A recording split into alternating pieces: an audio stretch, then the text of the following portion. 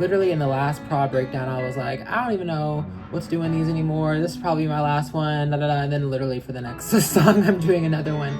But this one is really special because first of all, it is a 7-minute record, and there are so many different parts, you know, that all go together like pieces of a puzzle. It would be like kind of a disservice not to break down the production on this one. Very much was inspired by like some ODESZA, some Rufus Du Sol. So welcome back to Rodviews. Let's break down the production on Soul Ties. Okay, period. So let's go ahead and start at the beginning.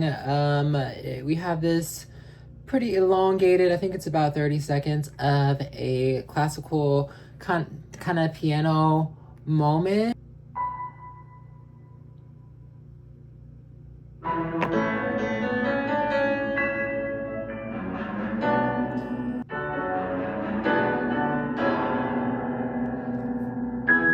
And so we hit this first transition.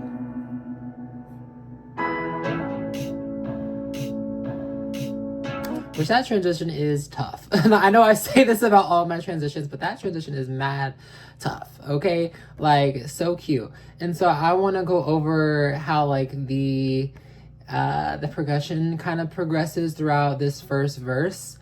I'm going to just commute all. First of all, okay, let's take a look at how big this fucking dot is actually for a second.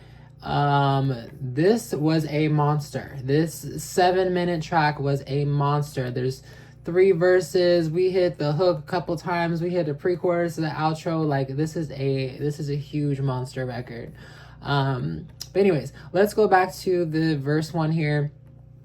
And just get into the progression of the percussion here. Oh shit,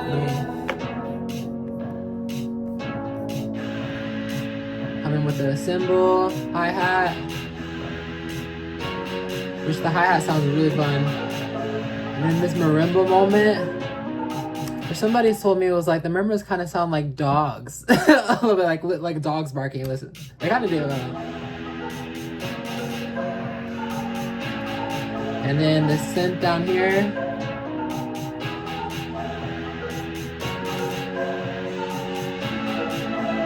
Oh, this record is so pretty. Woo!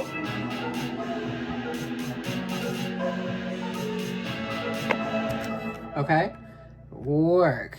And so that's the pre-chorus, the first pre-chorus. And then it kind of slows down for the hook.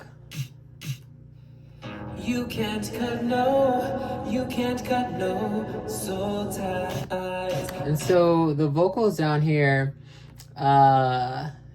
if you've heard the record, you know, especially if you hear it on with headphones or kind of a dual speaker system, you know, you get the whole left-right auditory la-la-re experience really badly. And that ain't a lie. You just haven't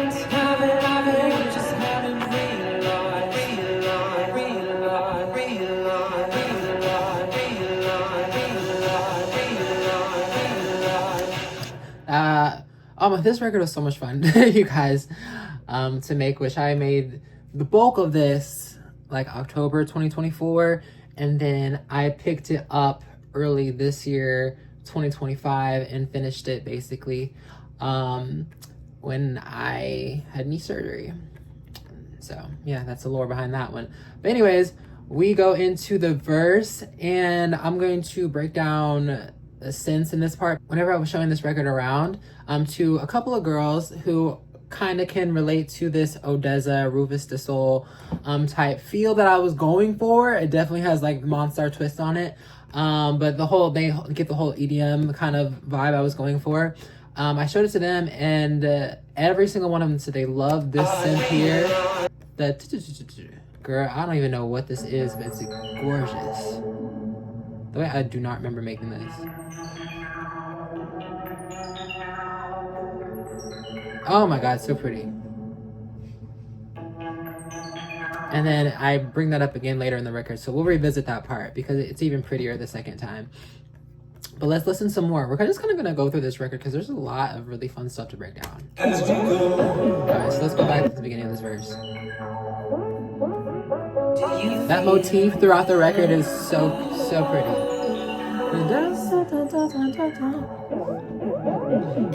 Gorgeous. Take you and I know we like to fight you, shine like the brightest light. I need to keep you in this life. Our tie is super tight. I hope I'm always by your side. I don't ever wanna say goodbye. I just have to jam out to that for a moment. That might be my favorite part in the record. I don't know. I really do like that part. But then I kind of do it again with the vocals, the left-right auditory moment I was talking about. I hope that I'm always by your side.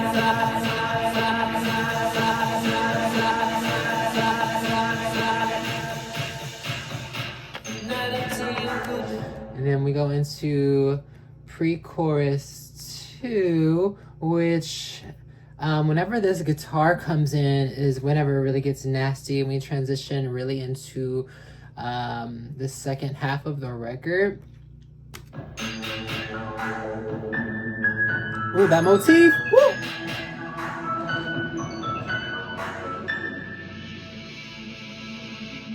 This beautiful transition moment.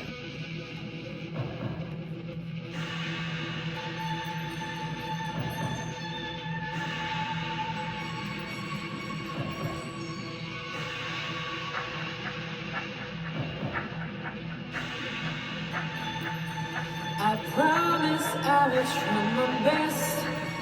Will you make the same promise? I doubt we'll keep our promise, but we'll try. And then, so this kind of synthy moment kind of sounds like almost a train. Like, that's what I get. And I kind of get the train on the hi-hats that I was kind of pointing out earlier as well. I'll point them out again in a second. But tell me what you think about it. But we'll try. But we'll try. I doubt we'll keep our promise. But we'll try.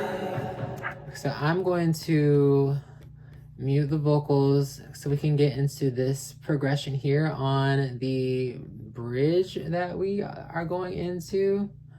Because the shaker, oh my god, the shaker, I had to flip it and reverse it. Okay, let's get into it.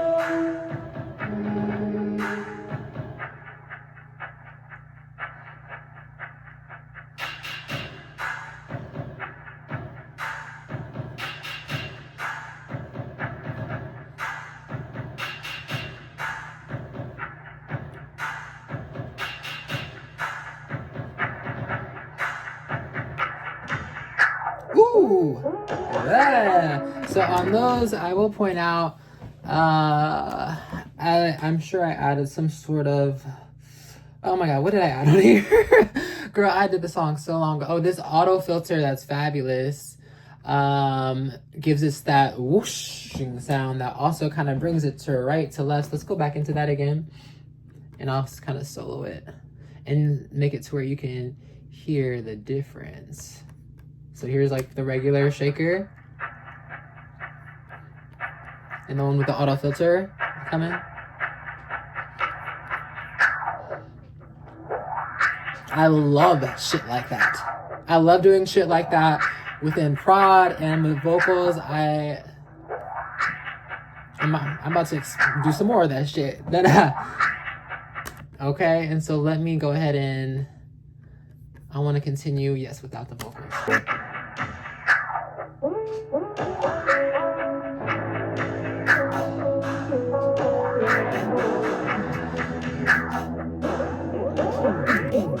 Also, keep an eye out. I have volume 3 coming out. I loved the bass so bad in this record. I literally basically replicated the exact same thing on a track in volume 3 coming. It should be pretty indisputable to decipher whenever you hear it. But yeah.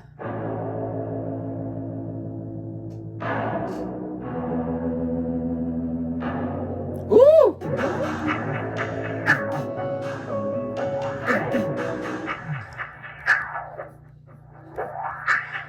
I love a big to soft moment, a big to soft. Oh, girl, I live. Let's go ahead and go to about the end of this bridge into the last hook before we go into the outro.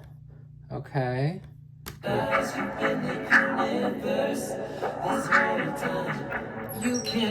these. Oh. Girl, what did I do? What did I do on those? The same thing? Okay, so let's see what I got on those, child. These got whole... I did a whole bitch on these. I don't even know if I can explain. Yeah, so I have some auto filter on those as well. So just some reverb, a limiter, some more reverb, channel, an EQ, and that auto filter. The auto filter on Logic Pro, when you know how to work it, flip it down and reverse it, like the girl. I got before the record came out, and like I said, when I was just showing this around to a couple people, shout out to KT and Kylie for sure. I know I showed y'all, and of course Amaya, but everyone had something to say about these right here. They're gorgeous. Like, what was I on when I did this?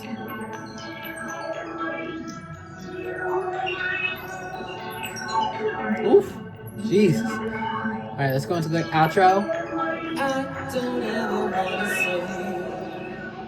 Bring that guitar back in. Major key. It pains me to say I should be good at goodbyes, but this time it pains me to say. So this is about prod. I try not to go into major depth on what every song is, intricately about, every little line, whatever. But this one really was special, Soul Ties, because it really is written about everyone that I've ever known, everyone that I've come to know, everyone that I've loved, maybe lost love for, or vice versa, had an interaction like that. Like this outro here, especially, was written for like my girls in Kansas City, especially my rave era. Even if we weren't raving and I knew in Kansas City, like, what did I say in these lyrics, child? I said, it pains me to say I should be good at goodbyes, but this time it pains me to say,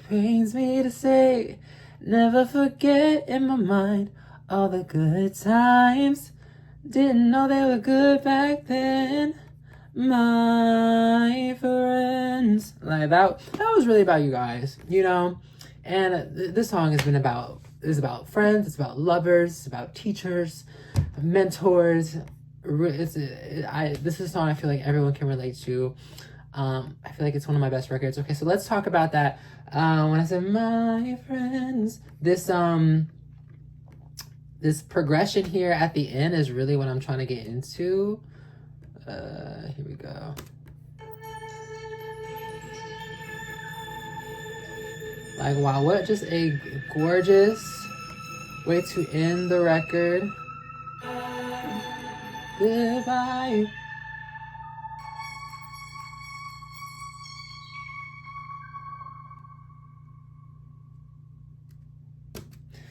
Big shout out again, like, to Odessa and Rufus the Soul, and other people in that arena of EDM that super inspired this record. Obviously, I do get a lot of 80s comparisons to the prod on here. Even the very beginning, like the piano part, I remember it had been this idea had been in my head for like a couple months, and then like one morning, I was like, okay, bitch, what key is the song in? Fucking A? Okay, boom. Like, the piano part was, I don't know, this record is definitely one of the closest to my heart. I would say this one, Joker's, Hottie, are my personal faves. And definitely all of them on Volume 3, which is coming very soon, if it's not out already. By the time you're watching this, I hope this was a good, breakdown for you guys. I wanted to break down, in hindsight, more by like sections, because it is such a long record and how each section is a lot different. I just kind of got excited and just started breaking down like my favorite individual like parts and tracks. But I still think, it was a cute little rod view. So let me know if you need me to do some more of, you know, breaking it down into sections, because Soul Ties definitely give sections. Yeah, it's a really special record, you guys. There's not really much else to say. I don't remember what else I wanted to say except for appreciate y'all. Thanks for tuning in. Please go ahead and scream Volume 2, Verse King Volume 2. Volume 3 will be out very much soon if it's not out already. So get into it.